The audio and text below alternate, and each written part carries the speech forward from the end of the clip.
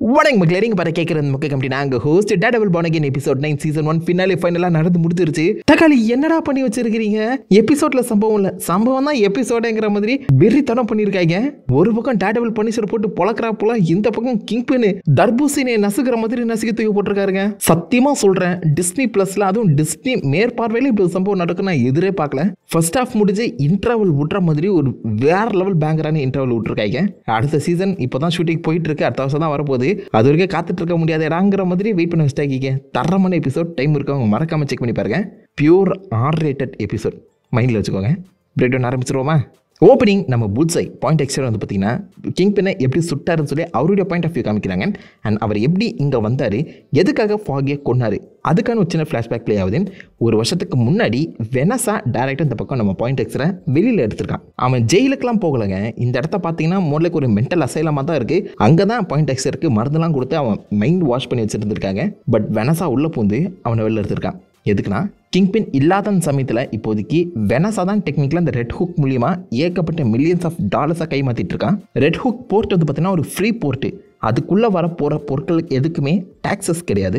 வெனஸா அவளுடைய ஆர்ட் கேலரியா அதுதான் நடத்திட்டு இருக்க அந்த சமயத்தில் காசை கொள்ள அடிச்சிட்டு இருக்கான், மணி லாண்டரிங் பண்ணிட்டு இருக்கான். இந்த விஷயம் தெரியாமல் நம்ம ஃபாகி ஒரு திருட்டு பையன் பெஞ்சமினுக்கு ஹெல்ப் பண்ண போய் தெரியாதனமா இந்த ஃப்ரீ போர்ட் விஷயத்துக்குள்ள மாட்டிக்கிறாரு. அவருக்கு தெரியாம தான் மாட்டிக்கிறாருன்னு சொல்லலாம். வெனஸா கிட்ட இந்த ஃப்ரீ போர்ட் கண்ட்ரோலில் இருக்குன்னு சொல்லி எந்த விஷயமும் தெரியாமல் மாட்டிக்கிட்டு நம்ம ஃபாகியை போட்டு தள்ளுறதுக்காக இப்போதைக்கு பாயிண்ட் எக்ஸரை வெளியில் எடுக்க தான் வெனஸா வந்திருப்பான். போன சீசன், அதாவது டேடபிள் சீசன் 3 முடிவில் நீங்கள் பார்த்தீங்கன்னா இந்த பக்கம் நான் டேடபிள் கிங் பின் மேலேயும் அந்த பாயிண்ட் எக்ஸர் மேலேயும் மிகப்பெரிய அலிகேஷன் வச்சிருப்பாரு. பட் அதை அப்படியே உள்டாவை திருப்பி போட்டு எல்லாத்தையுமே FBI மேலே மாற்றி விட்டுருவாங்க. ஸோ அந்த ஒரு காரணத்தினால தான் கிங் பின் ஜெயிலுக்கு போயிருக்க மாட்டாரு. கிங் பின் பாதிக்கப்படலனா கண்டிப்பாக புல்சையும் பாதிக்கப்பட்டிருக்க கூடாதுல்ல. அதை பேஸாக வச்சு தான் இப்போதைக்கு வெனஸா புல்சையை வெளியில் எடுத்து ஃபாகியை போட்டு தள்ளியிருக்கா. இவன் இவ்வளோ கொடூரமான புத்திக்காரின்னு சொல்லி இது வரைக்கும் நமக்கு தெரியாமல் போச்சு. பார்த்தீங்களா, லிட்டரலாக இவனுடைய மைண்டை சரி பண்ணக்கூடிய அந்த மாத்திரைகளை கூட சாப்பிட விடாம நீயா இருறா, ஏன் மாறிட்டு இருக்க அப்படின்னு நம்ம புல்சையே மேனிபுலேட் பண்ணிட்டு இருக்காங்க.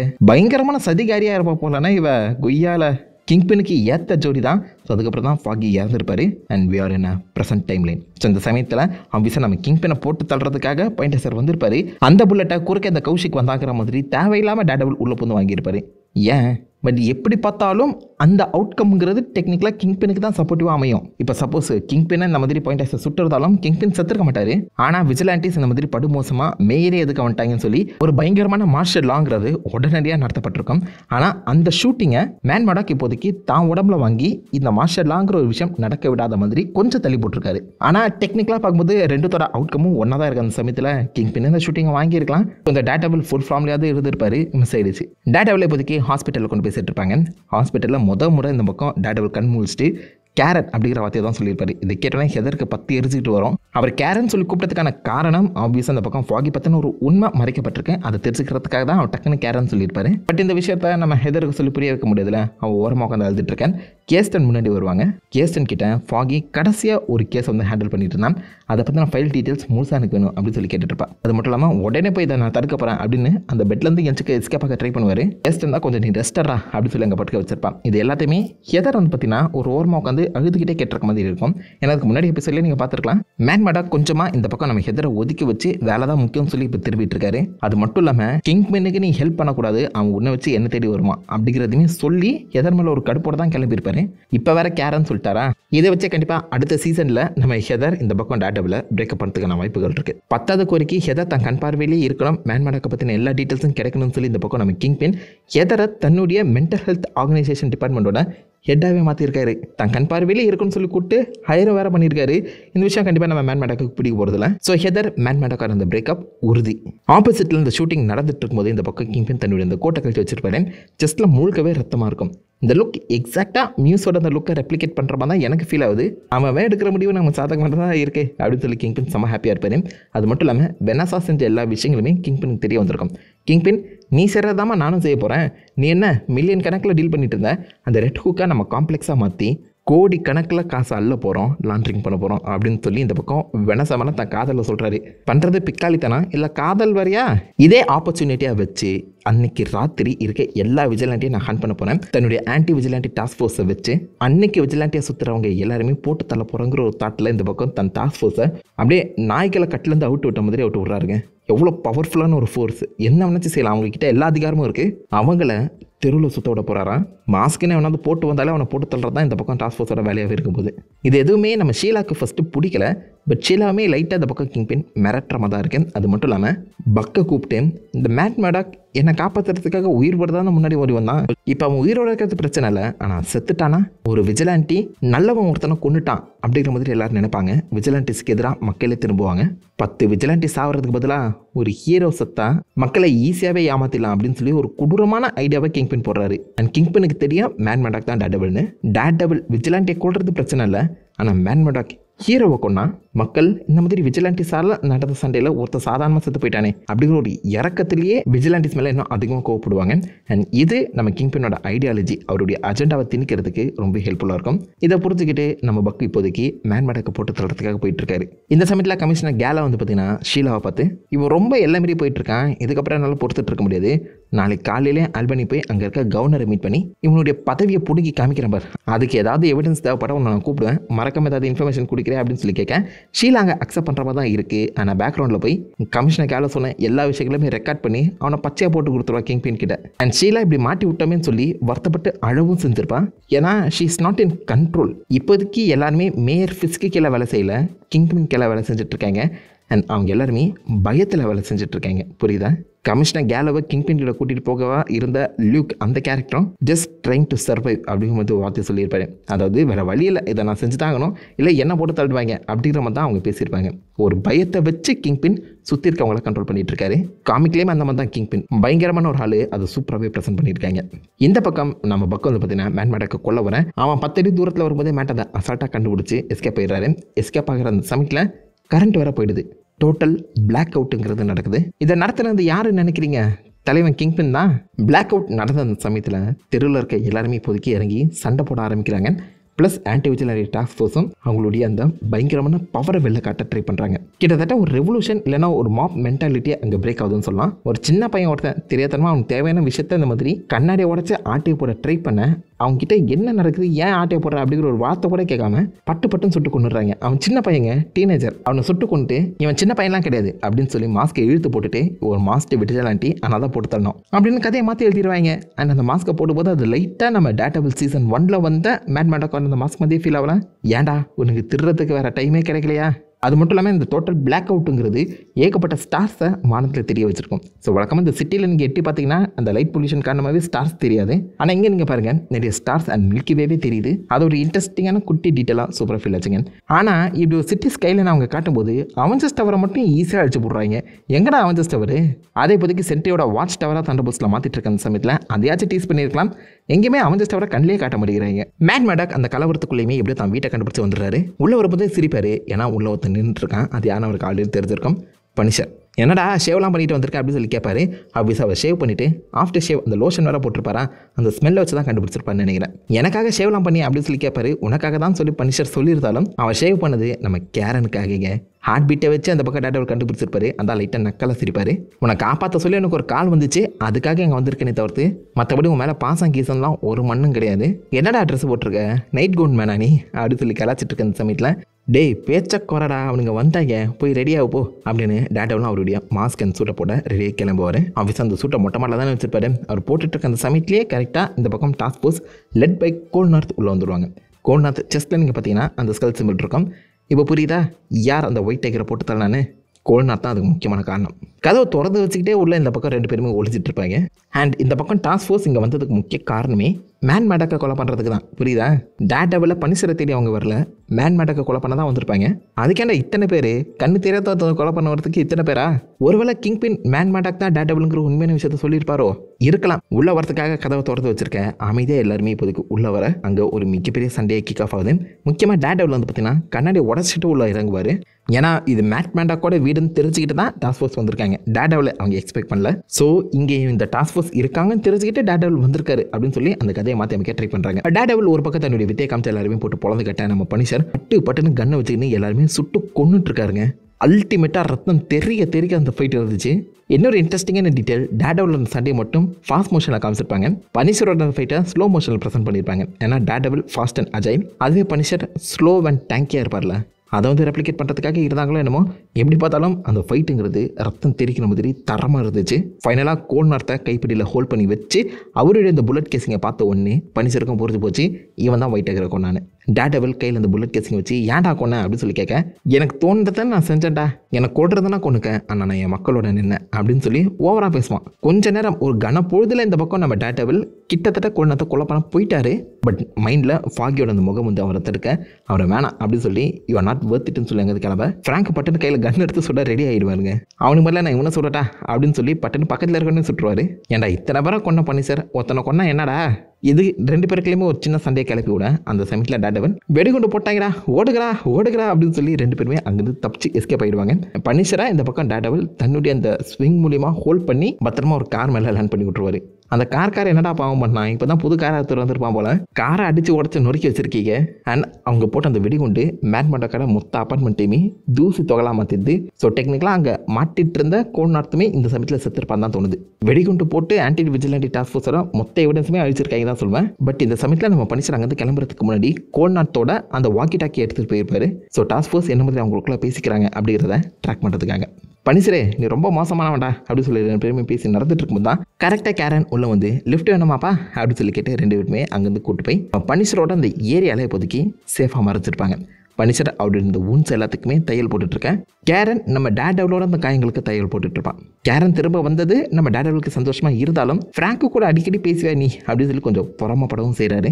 ஃப்ராங்க்குமே லைட்டாக நம்ம கேரன் மேலே ஒரு கண்ணு இருக்கதாங்க செய்யுது. டேர்டெவில் சீசன் 3 நீங்கள் பார்த்துருக்கலாம். 2 பேருக்குமே ஒரு ரொமான்ஸ் பில்ட் ஆகிற மாதிரி காமிச்சிருப்பாங்க. இப்போ வரைக்கும் அதை தெளிவாக எங்கேயுமே சொல்லலைனாலும் நம்ம பனிஷரோட கண்களை பார்க்கும்போது உங்களுக்கு தெரிஞ்சிருக்கும் அவன் மனசுக்குள்ள அந்த காதல் இருக்குன்னு தான் செய்யுது. காஃபி குடிக்கிறீங்களா இல்லை கிளம்புறீங்களா அப்படின்னு சொல்ல, நாங்கள் கிளம்புறோம் அப்புறமா மீட் பண்ணுறோம் அப்படின்னு கேரன் கிளம்புறதுக்கு முன்னாடி, நீ யாரையுமே கண்டுக்க மாட்டேன்னு சொல்லி ரொம்ப நடிக்காத அப்படின்னு ஃப்ராங்க்கு ஒரு புத்திமதி சொல்லிட்டு தான் போயிருப்பாங்க. ஃப்ராங்க்குமே மனசுக்குள்ள ஸ்டே சேஃப் அப்படிங்கிற வார்த்தையுமே சொல்லியிருப்பாரு. ஸோ 2 பேருக்குள்ளேயுமே ஒரு டென்ஷன் இருக்க தான் செய்யுது. அதை பில்ட் பண்ணாதான் என்ன. அந்த பக்கம் டேர்டெவில் இப்போதைக்கு நெல்சன் இறந்துட்டப்புறம் அவருடைய ஆஃபீஸ்லேருந்து எல்லா விஷயங்களுமே பிளாக் பண்ணி வச்சிருக்க அந்த ஸ்டோரேஜுக்குள்ளே போகிறாங்க. அங்கே நம்ம ஃபாகி கடைசி அந்த ஃப்ரீபோர்ட் பற்றின அந்த டீட்டெயில்ஸ் தான் சேகரித்து வச்சிருக்காரு. இது மட்டும் கிங்பின் கிட்ட போச்சு, அவன் மிகப்பெரிய காம்ப்ளெக்ஸை பில்ட் பண்ணி சூதாட்டம் அது இதுன்னு கோடியாக சம்பாதிச்சிருவான். ஒரு தனி ஸ்டேட்டே நடத்த ஆரம்பிச்சிருவான். டேக்ஸ் இல்லாத ஸ்டேட்டு, யாராலுமே அவனுக்கு கேள்வியும் கேட்க முடியாது, லீகலாகவே அவனால் மணி லாண்ட்ரிங் பண்ண முடியும் அப்படின்னு சொல்ல இதை ஒன்று தடுத்தாகணும்னு சொல்லி இப்போதைக்கு மேட் அண்ட் கேரன் அந்த டீட்டெயில்ஸை கேஸ்டன் கிட்ட கொடுக்குற மாதிரி இருக்கு. இதுக்கு நடுவில் நம்ம டேனியல் அண்ட் பக் அனுப்பிச்சு மொத்த கவுன்சிலுமே தன் கட்டுப்பாட்டில் கொண்டு வரதுக்காக மேயர் பிளான் பண்ணிட்டு இருக்காரு. சேஃபஸ்ட் ஸ்ட்ரீட்ஸ் அப்படின்னு சொல்லப்படுற ஒரு மிக முக்கியமான பிளானை கவுன்சில்கிட்ட கொடுத்து அப்ரூவலும் வாங்கிடுறாரு. கவுன்சில் ஃபஸ்ட் இது வந்து பண்ண மாட்டேன் தான் சொல்கிறாங்க.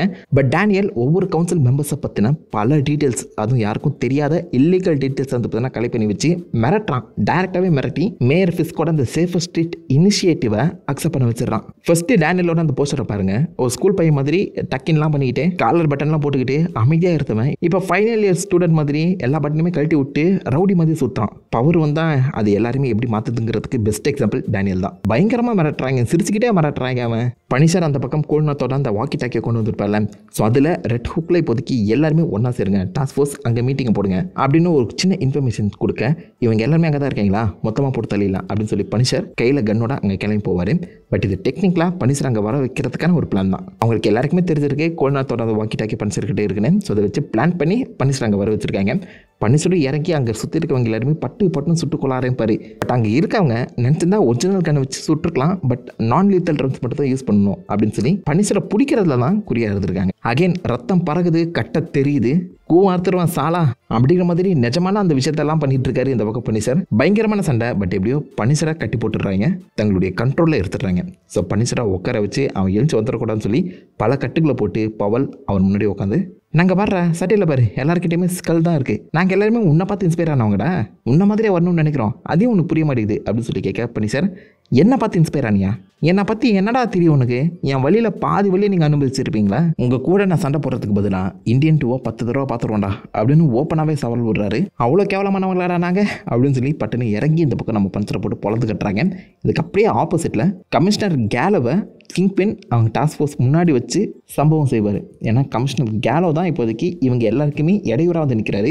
கவர்னர்கிட்டே போட்டு கொடுத்துருவேன், உன்னை பவர்லேருந்து பறிப்பேன் அப்படின்னு சொல்லி மிரட்டின வராச்சே. கிங்பின் இவரே ஆப்ஷனை வச்சு தன்னுடைய ப்ரெசன்ஸ் தன்னுடைய பவரை காட்டுறதுக்காகவே தக்காளி அந்த மனுஷனை வெறும் கையில் அடித்து கொள்வாருங்க. நசுக்கி கொள்வார். இந்த சமயத்தில் நம்ம கிங்பினோட அந்த ஸ்ட்ரென்த்தை தான் ப்ரூவ் பண்ண ட்ரை பண்ணுறாங்க. கிங்பின் சூப்பர் ஸ்ட்ராங்குங்க. வேற மாதிரி சம்பவம் அது. கண்டிப்பாக நான் எதிரே பார்க்கல. டிஸ்னி ப்ளஸில் தான் அது காட்டுவாங்கன்னு நினச்சே பார்க்கல நான். ஆனால் சத்தியமாக சம்பவம்டா. கிங்பின் வேலை மற்றவங்க எல்லாருக்குமே பயம் கலந்த ஒரு மரியாதை வரதான் செய்யுது. அடுத்து என்ன, போய் வேலையை பாருங்கடா அப்படின்னு சொல்லி டாஸ்க் ஃபோர்ஸ் அனுப்பிச்சு வச்சுக்கிட்டு இந்த பக்கம் நம்ம கிங்பின் பப்ளிக்காக ஒரு அனௌன்ஸ்மெண்ட் பண்ண ரெடியாக இருக்காரு. டேர்டெவில் ரெட் ஹூக்கில் போய் அங்கே நடக்கிற அந்த சம்பவத்தை தத்து நிறுத்தணும், ரெட் ஹூக்கில் இருக்க உண்மையை தெரிஞ்சுக்கணும்னு சொல்லி போக ட்ரை பண்ணுவார். ஆனால் டாஸ்க் ஃபோர்ஸ் மொத்த இடத்தையுமே சுற்றி போட்டிருக்க அந்த சமயத்தில் தனியாலாம் இத்தனை பேரை கண்டிப்பாக டேர்டெவிலில் சமாளிக்கவே முடியாது. புல்சை கூட நடத்த சண்டை மாதிரி நீ ஒன்று செத்துருவ, இல்லை அங்கே இருக்க யாரையாச்சும் கொண்டுடுவ, ரெண்டுமே ஒன்று தேவைப்படாது. கொஞ்சம் பொறுமையாக அட்டாக் பண்ணுவோம், அங்கே அவங்க ஆர்மி வச்சுருக்க மாதிரி நமக்கான ஆர்மியை நாமளே பில்ட் பண்ணிப்போம் அப்படின்னு கேரன் ஒரு ஐடியா கொடுக்க டேர்டெவிலும் வேறு வழி இல்லை, அக்செப்ட் பண்ணி தான் ஆகணும். தனியால் இப்போதைக்கு சண்டை போடவே முடியாது, நமக்கான ஆர்மியை நாமளே பில்ட் பண்ணிக்கலாம் அப்படிங்கிற தாட்டில் அங்கேருந்து கிளம்பி வந்துடுவார். இப்போதைக்கு பனிஷர் மட்டும் டாஸ்க் ஃபோர்ஸ் கிட்ட மாட்டேங்கிறாங்க. அப்படியே விடிஞ்சது, கரண்ட்டும் வந்துடுது. கிங்பின் பப்ளிக்காக அந்த அனௌன்ஸ்மெண்ட்டை பண்ணுறாரு. எப்படியோ ஒரு ராத்திரி நம்ம சர்வைவ் ஆகிட்டோம். ஆனால் விஜிலாண்டிஸ் 2-3 பேர் என்ன நேற்று பொறுத்தல வந்தாங்க, நான் தப்பிச்சிட்டேன். எத்தனை பேர் மாட்டிக்கிட்டீங்கன்னு தெரியல. இதை நம்ம தடுக்கணும்னா விஜிலாண்டிஸாக இந்த நாட்டிலேருந்து நம்ம ஒழிச்சே ஆகணும். அந்த ஒரு காரணத்தினால இன்னையிலேருந்து விஜிலாண்டிஸ் எல்லாத்துக்குமே தடை விதிக்கிறேன். 8 மணிக்கு மேலே கர்ஃப்யூ, யாரும் வீட்டை விட்டு வெளில வரக்கூடாது. அண்ட் இன்னும் சில நாட்களில் மார்ஷல் லாவை இம்ப்ளிமெண்ட் பண்ண போகிறேன் அப்படின்னு சொல்லுவார். விஜிலாண்டிஸை கூண்டோட அழிக்கிற வரைக்கும் மார்ஷல் லா நடைபெறுமா? லிட்டரலாக சொல்லும்போது இந்த மொத்த இடத்தையுமே மொத்த சிட்டியுமே மேயர் ஃபிஸ் தன் கட்டுப்பாட்டில் கொண்டு வந்துட்டாரு. கடைசியில் ஐ லவ் நியூயார்க்னு சொல்லி முடிப்பார் பாருங்க. கொய்யால பிடிச்ச விஷயத்த அழிக்கிறதே வேலையை வச்சுட்டு இருக்கியா நீ. இந்த பக்கம் டேர்டெவில் ஒரு சின்ன மீட்டிங்கை ஜோசிஸ் பால அரேஞ்ச் பண்ணியிருப்பாரு. ஃபாகியை கொண்டு அன்னைக்கே நான் புல்சையுமே கொலை பண்ண போயிட்டேன். அது நான் கிடையாது, கண்ணு போன அப்புறம் எல்லாத்தையுமே இழந்தேன்னு நினச்சேன். நான் அதை விட அதிகமான சக்தி கிடைச்சிட்ட அப்புறம் கடவுளால் தேர்ந்தெடுக்கப்பட்டவன் நினச்சேன். நானே கொலை பண்ண போயிட்டேன் பார்த்தியா அப்படின்னு சொல்லி அவர் உடஞ்சி பேச கேரன் எல்லாருமே நினச்ச விஷயம் தானே அது, உனக்குள்ள நல்லது கேட்டதுன்னு சொல்லி எல்லாமே இருக்க தான் செய்யுது, அதை பேலன்ஸ் பண்ண வேண்டியதான் உங்கள் விஷயம். இப்போ உன்னை எதிர்பார்த்து பல பேர் காத்துட்ருக்காங்க, சிட்டியை நம்ம திரும்ப எடுக்கணும்னு சொல்லி எப்படியோ இந்த பக்கம் நம்ம டேர்டெவிலை கன்வின்ஸ் பண்ணி புது டீம், புது விஜிலாண்டி ஆர் டிஃபெண்டர்ஸ் டீமை நம்ம கண்ணில் காமிக்கிறாங்க. அதில் நம்ம கேரன், செரி, ஜோசி, அது மட்டும் இல்லாமல் கரப்ட் ஆகாத டாஸ்க் ஃபோர்ஸில் ஜாயின் ஆகாத சில போலீஸ் ஆஃபீஸர்ஸும் உள்ளே இருக்காங்க. அப்படியே வெளியில் வந்து நம்ம ஏஞ்சலா டெல்டாரோவை காமிச்சிருப்பாங்க. அடுத்த ஒயிட் டேக்கராக பாசிபிளி மாறுவாங்கன்னு நினைக்கிறேன். பாயிண்ட் எக்ஸ்ட்ரா காமிச்சிருப்பாங்க. பாயிண்ட் எக்ஸ்ட்ரா இப்போதைக்கு கிங்பினை கில் பண்ண வந்திருக்காரு. ஸோ விச் மீன்ஸ் ஒரு சில இடங்களில் அவர் டேர்டெவிலுக்கு சப்போர்ட் பண்ணுற மாதிரி தான் இருக்குது. எனக்கு என்னமோ அடுத்த சீசனில் டேர்டெவில் அண்ட் புல்சை ஒன்றா சேர்ந்துருவாங்க தான் தோணுது. அதே மாதிரி ஆப்போசிட்டில் இந்த பக்கம் நம்ம கிங்பின் வந்து பார்த்தீங்கன்னா அண்டர் கிரவுண்ட் ரெட் ஹூக்கில் வெனஸா கூட ஒன்றா டின்னர் சாப்பிட போவார். போகிற வழியில் ஏகப்பட்ட பேரை அடைச்சி வச்சிருப்பாங்க. அதில் நம்ம ஸ்வாட்ஸ்மேனும் இருப்பார், பனிஷனும் இருப்பார். எனக்கு என்னமோ இவங்க 2 பேருமே டேர்டெவிலோட அந்த டிஃபெண்டர் டீமில் ஒன்றா சேர்ந்துருவாங்க போல தான் தோணுது. அண்ட் காமிக் படி பார்த்தா ஸ்பைடர்மேனும் டெக்னிக்கலாக அந்த டீமில் வரணும். சொல்ல முடியாதுங்க, சீசன் 2ல் நம்ம ஸ்பைடர்மேனுக்கான அந்த கேமியும் கொடுக்கலாம். ஏன்னா டெக்னிக்கலி ஸ்பைடர்மேனுமே இப்போதைக்கு ஒரு விஜிலாண்டி தான். மேபி பிராண்ட் நியூ டேங்கிறது இந்த ஆன்டி விஜிலாண்டி டாஸ்க் ஃபோர்ஸை அழிக்கிறனால இருக்குமோ? யோசிச்சு பாருங்க, கிங்பினோட கண்ட்ரோலில் நியூயார்க் சிட்டியே தலைகீழாக மாற்றப்பட்டிருக்கு. எந்த ஒரு விஜிலாண்டிஸும் இருக்கக்கூடாதுன்னு சொல்லியிருக்காங்க. சீசன் 2ல் இந்த விஜிலாண்டி லா எல்லாத்தையுமே முறியடிச்சு டேர்டெவில் விஜிலாண்டி மக்களுக்காக சூப்பர் ஹீரோஸ்க்கான ஒரு புது நாளை தொடங்கி வைப்பாரு. அதுதான் மேபி ஸ்பைடர்மேன் பிராண்ட் நியூ டேன்னு சொல்ல வராங்களோ? பார்க்கலாம் டேர்டெவில் சீசன் 2ல் ஸ்பைடர்மேன் வராரா இல்லையான்னு. ஸோ இப்போவே அந்த டிஃபெண்டர்ஸ் டீம் எடுத்து பார்த்தீங்கன்னா ஒரு 5-6 சூப்பர் ஹீரோஸே உள்ள இருக்காங்க. ஐ மீன் லைக் விஜிலாண்டிஸ் உள்ள இருக்காங்க. இவங்களை தாண்டி நம்ம ஜெசிகா ஜோன்ஸ், லியூகேஸ்லாம் வராங்களா இல்லையான்னு சொல்லி பொறுத்தது பார்ப்போம். நம்ம ரெசிஸ்ட், ரெபல் அண்ட் ரீபில்ட் பண்ணணும், மக்களுக்காக இது எல்லாத்தையுமே செய்யணும்னு சொல்லி கெத்தா டேர்டெவில் நிற்க அதோட இந்த எபிசோட் முடியுதுங்க. டேர்டெவிலை காமிக்கும் போது கண்ணாடிகளை சுற்றி நியூஸ் பேப்பருக்கு நடுவில் தான் அவர் ரெப்ரசென்ட் பண்ணியிருப்பாங்க. பட் அதுவே இந்த பக்கம் பாயிண்ட் எக்ஸ்டர் புல்சையை காமிக்கும் போது உடஞ்ச கண்ணாடிக்கு நடுவில் ப்ரெசென்ட் பண்ணுற மாதிரி காமிக்கப்பட்டிருக்கோம். கிட்டத்தட்ட ரெண்டுமே ஆல்மோஸ்ட் லைக் ஒரு சிமிலர் ஃப்ரேமிங் தான் எனக்கு ஃபீல் ஆகுது. இல்லை எனக்கு மட்டும் தான் அப்படி தோணுச்சான்னு சொல்லி கீழே காமிப்படுங்க. டேர்டெவிலை சுற்றி அந்த ரெட் லைட்டுமே எரியும், அதுவும் அல்டிமேட்டாக இருந்துச்சு. உண்மையில சொல்ல போகணும்னா இந்த எபிசோட் வெறித்தனம். ஒரு போஸ்ட் கிரிசின்னு வச்சிருப்பாங்க. அதில் நம்ம பனிஷர் வந்து பார்த்தீங்கன்னா ஆண்டனி அப்படின்னு சொல்லப்படுற ஒரு டாஸ்க் ஃபோர்ஸ் மெம்பரை எப்படியோ பேசி மயக்கி அவரை வச்சு அவன் கீயை யூஸ் பண்ணி எஸ்கேப் பார்க்குற மாதிரி கதையை முடிச்சிருப்பாங்க. இது அடுத்து வரப்போகிற பனிஷரோட சோலோ ஸ்பெஷல் ப்ரெசன்டேஷனோட லீடுன்னு எடுத்துக்கலாம். ஸோ அதில் பாசிபிளி எனக்கு தெரிஞ்சு பனிஷர் ஸ்வாட்ஸ்மேனையுமே காப்பாற்றி இங்கே வந்துடுவார், டேர்டெவில் கூட ஒன்றா சேர்ந்துருவாருன்னு தான் தோணுது. பார்க்கலாம் அந்த ஸ்பெஷல் ப்ரெசன்டேஷனை எப்படி கொடுக்க போகிறாங்கன்னு. ஓவராலாகவே ஒரு தரமான எபிசோட். மொத்தமாகவே பார்க்கும்போது வெறித்தரமான சீரீஸ், சூப்பரான ரைட்டிங் போயிருக்குங்க. அதுவும் வெனஸாக்கெலாம் வேற மாதிரி எழுதியிருக்கீங்க. அந்த கேரக்டர் ட்விஸ்ட்லாம் நான் எதிரே பார்க்கல. அல்டிமேட்டான ரைட்டிங் போயிருக்கு. செம்ம கிரவுண்டடாகவும் இருக்குது. கிங்பின் வர செம்ம ஓப்பவராக காமிச்சிருக்காங்க சமிட்டில். இவங்க எல்லாருமே டேர்டெவில் எப்படி சமாளிக்க போகிறாருங்கிறது ஒரு சின்ன கியூரியஸ்டை கிளப்பி விட்டுருக்கதாங்க செய்யுது. வில்லன் ஸ்ட்ராங்காக இருந்தால் தான் ஹீரோக்கான அந்த ரைட்டிங் வேறு லெவலில் இருக்கும். இங்கே கிங்பினை வேற மாதிரி ஸ்ட்ராங்காக மாதிரி வச்சிருக்காங்க. டேர்டெவில் சீசன் 2க்கான அந்த ரைட்டிங் ஆன் ஃபயரில் இருக்க போதுன்னு தோணுது. ஆனால் அடுத்த வருஷம் வரைக்கும் காத்துட்டு இருக்கமே, ஹைப்பு தாங்க முடியலப்பா, ஹைப்பு தாங்க முடியல. ஸோ டேர்டெவில் பாண்டிங் என்ன தொடர்ந்து ஃபாலோ பண்ணுவாங்க, என்ன நினைக்கிறீங்க? மொத்தமாக இந்த சீரிஸ், முக்கியமாக இந்த ஃபினாலே உங்களுக்கு பிடிச்சிருக்கா இல்லையா? உங்கள் தாட்ஸ், உங்களோட ரிவ்யூஸ் எல்லாத்தையுமே மறக்காம கீழே காமெண்ட் பண்ணிட்டு அந்த லைக் பண்ணி திட்டு விடுங்க. உங்களுக்கு நல்ல ஒரு ஆசமான வீடியோவில் மேம்பட்ட நினைத்திருக்கோம். Have fun guys. வட்டா.